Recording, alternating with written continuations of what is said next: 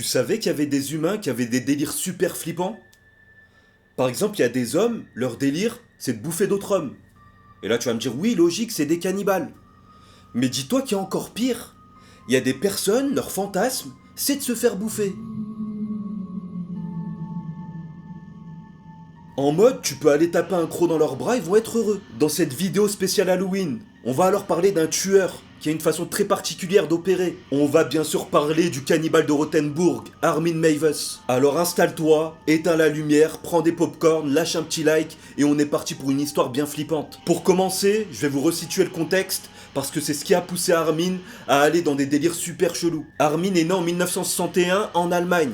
Et c'était quelqu'un d'apparence super discrète. Il a grandi dans un environnement super instable, avec un père qui a quitté le foyer quand il avait à peine l'âge de 3 ans, et une mère qui était très autoritaire et protectrice. Il a grandi alors seul, dans un grand manoir, avec sa mère et isolé du monde entier. Étant donné qu'il était fils unique, il s'est retrouvé étouffé par l'amour de sa mère, et ça allait super loin. C'est là qu'Armin a commencé à développer ses premiers troubles. Déjà pour pallier à cette solitude, à l'âge de 8 ans, il s'est inventé des amis imaginaires, et notamment un petit frère avec qui il tapait ses meilleures discussions. Depuis tout petit, il avait des idées bizarres, et notamment celle de manger d'autres gens. Parfois, il s'inventait des histoires, où il s'imaginait justement tuer des personnes et les bouffer pour qu'elles fassent littéralement partie de lui, et qu'il ne soit plus jamais seul. Ce fantasme, il a continué à le nourrir jusqu'à l'âge adulte, et là ça a pris une tournure super sombre. En grandissant, même en étant super introverti, il a commencé à rencontrer des personnes, et notamment des filles avec qui il flirtait, et il les amenait dans le manoir. Mais sa mère était toujours là pour casser le délire.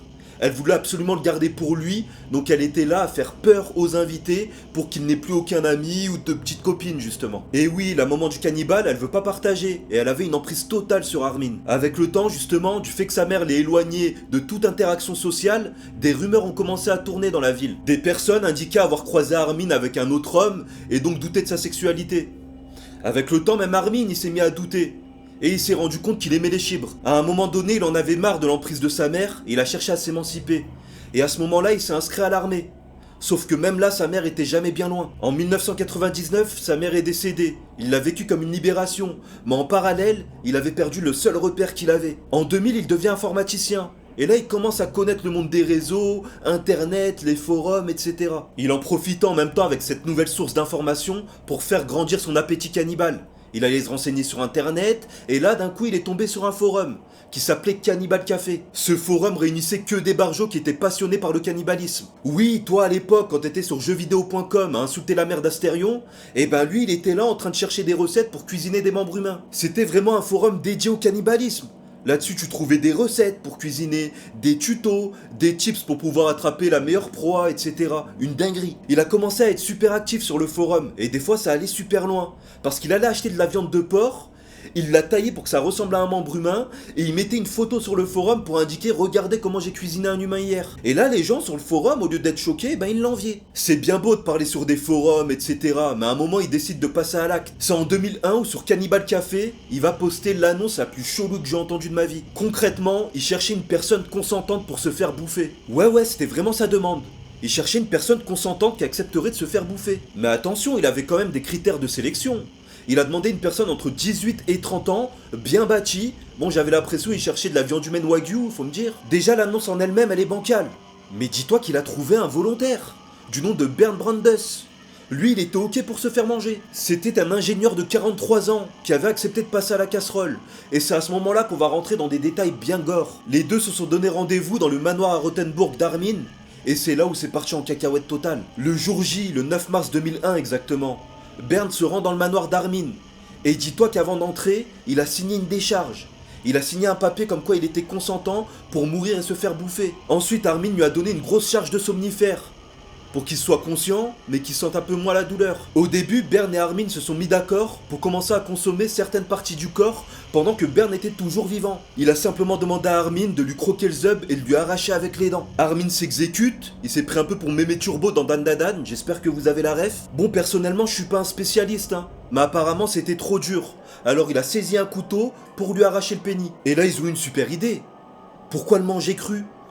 Pourquoi pas cuisiner le pénis ? Bon, je suis pas un spécialiste, mais apparemment un zub cru, c'est pas très tendre.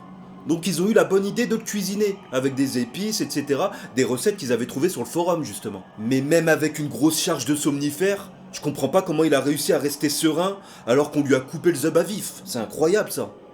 On parle pas d'arracher un ongle là. Comme tu t'en doutes, il s'est mis à perdre beaucoup de sang.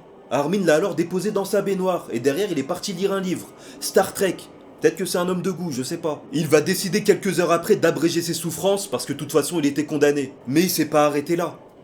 Il a coupé le corps de Bern en morceaux et l'a entreposé dans son congélateur. C'était sa conso perso de tous les jours. Pendant des mois et des mois, il s'est nourri de viande humaine. Mais tu t'en doutes, ça paraît trop simple pour qu'il s'en sorte. À un moment, étant toujours très actif sur le forum Cannibal Café, il y a des personnes qui ont fait un signalement auprès de la police. Et ils sont venus perquisitionner chez lui. Ils sont tombés sur une scène d'horreur totale. Il a filmé l'ensemble de l'acte et il y a une vidéo de 4 heures qui traîne sur le dark web. Je vous mets le lien dans la description. On y va comment sur le dark web? Bien sûr, derrière il y a eu un gros procès qui s'est lancé. Et Armin, il a mis en avant le fait que Bern était consentant, et donc il a tué personne. Au début, il avait été condamné seulement à 8 ans de prison pour homicide involontaire. Et ça avait fait un débat de fou sur le consentement, justement. Le tribunal avait considéré le consentement de la victime. Mais est-ce qu'on peut parler de victime quand il était d'accord pour le faire? Bien sûr, la défense a fait appel, et il a été condamné à perpétuité pour meurtre. C'est là que la justice a défini des limites au consentement, et dans ce genre de situation, ça marchait pas. Et voilà, c'était l'histoire dérangeante de Armin Meiwes, appelé le cannibale de Rothenburg. Je vous souhaite une bonne soirée d'Halloween, et méfiez-vous, si on vous invite à manger ce soir, c'est peut-être vous le repas.